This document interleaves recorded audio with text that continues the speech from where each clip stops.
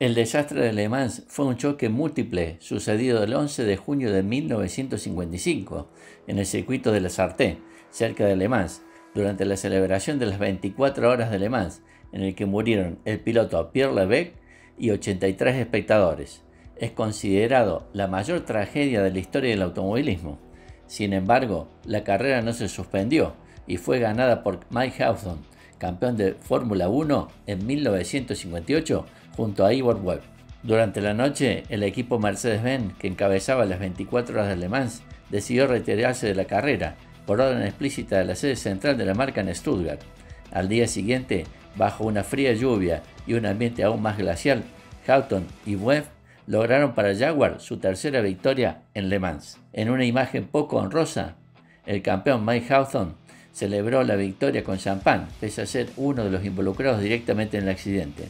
La retirada de Mercedes de las competiciones automovilísticas se prolongó hasta el año 1989. También influyó en la ausencia de la escudería Lancia del deporte por casi 20 años. En 1955, los horrores de la Segunda Guerra Mundial, con la extinción del país en dos partes incluida, pasaban al segundo plano en Francia ante la recuperación económica y social que se estaba viviendo. La chanson française vio su consolidación en el género que daría a grandes artistas. Fue también la época dorada de la moda francesa, con Brigitte Bardot haciendo la bikini una pieza universal, y también de grandes diseñadores con un amplísimo legado como Christian Dior, Chanel o Pierre Cardin. Tuvieron gran incidencia en la época, haciendo de París la capital mundial de la moda. Eran tiempos felices y de esperanza ante un futuro que lucía mucho más halagüeño que el pasado. En ese contexto se sitúa esta historia. No solo Francia estaba en auge, sino también el automovilismo. La Fórmula 1 fue creada poco antes, en 1950, y ha sido desde entonces la categoría reina a nivel mundial. Figuras históricas como Juan Manuel Fangio, Stirling Moss, Nino Farina o Jack Brabham estaban entonces en activo y sus hazañas son aún recordadas. Eran tiempos en los que la competición era ridículamente peligrosa, con muertes entre los pilotos. Solo entre los años 1952 y 1955, 7 pilotos murieron a los mandos de un Fórmula 1, siendo uno de ellos uno de los más grandes pilotos jamás habidos, Alberto Ascari, que eran vistos como héroes entre los cuales primaba un amor a vivir la vida al máximo, rodeado de bellas mujeres y acudiendo a lustrosas fiestas entre carrera y carrera, jugándose la vida. Una evidencia de hasta qué punto la seguridad se desdeñaba era que los pilotos no llevaban cinturón de seguridad, preferían salir volando por los aires en caso de accidentes a quedar atrapados en un masijo de metal. Además, en caso de incendio, el cinturón les impedía una salida veloz de un auto en llama. Eran otros tiempos, eran otras personas. No solo era un tiempo de grandes pilotos, lo era también de grandes autos. Mercedes acababa de volver a la Fórmula 1 el año anterior, después de un periodo apartado de la competición tras la Segunda Guerra Mundial. Traía a Le Mans un maravilloso bólido, el 300 SLR, rápido como ninguno y que venía de ganar las Mille Miglia italianas. Mercedes era una potencia internacional, su poderío restaurado tras ver su sede bombardeada durante el transcurso de la guerra. Su mayor competidor era Jaguar, un constructor de características prácticamente opuestas a las del gigante alemán. Una pequeña fábrica basada en Coventry, con solo 14 trabajadores, que habían logrado sin embargo construir autos de primer nivel con los que competir mayormente ante las potentes escuderías italianas como Ferrari, Alfa Romeo y Maserati, hasta la irrupción de Mercedes-Benz. Jaguar traía a Le Mans su D-Type de diseño revolucionario, aplicando tecnología hasta entonces limitada a la aeronáutica. Su mayor ventaja frente a Mercedes eran los frenos de disco, mucho más efectivos y sofisticados que los antiguos frenos de tambor montados en el 300 SLR. Sin embargo, al ser Le Mans una carrera más basada en las largas rectas que en las escasas curvas, esta ventaja era menor ante el potente motor alemán.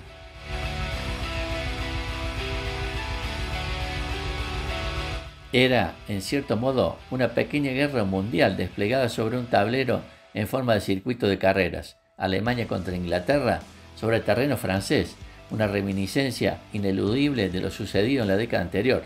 Y no era un tablero cualquiera, sino el más prestigioso de la época. Si bien la Fórmula 1 era la competición reina, Le Mans era el mayor evento automovilístico en sí mismo.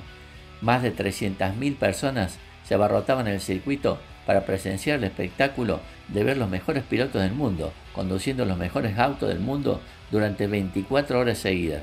Cada escudería contaba en Le Mans con hasta 3 autos con 2 conductores para cada uno, para que pudieran turnarse y así dar un descanso a los sufridos protagonistas.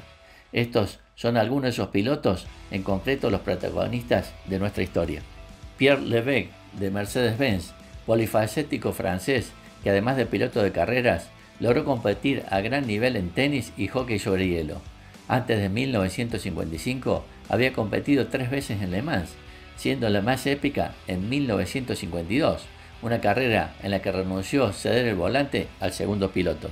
Tras 23 horas y 15 minutos al volante, lideraba la carrera a 4 vueltas del segundo a los mandos de un Talbot, una auténtica hazaña que se vio sin embargo truncada cuando un tornillo en el cigüeñal terminó soltándose y forzando así su abandono.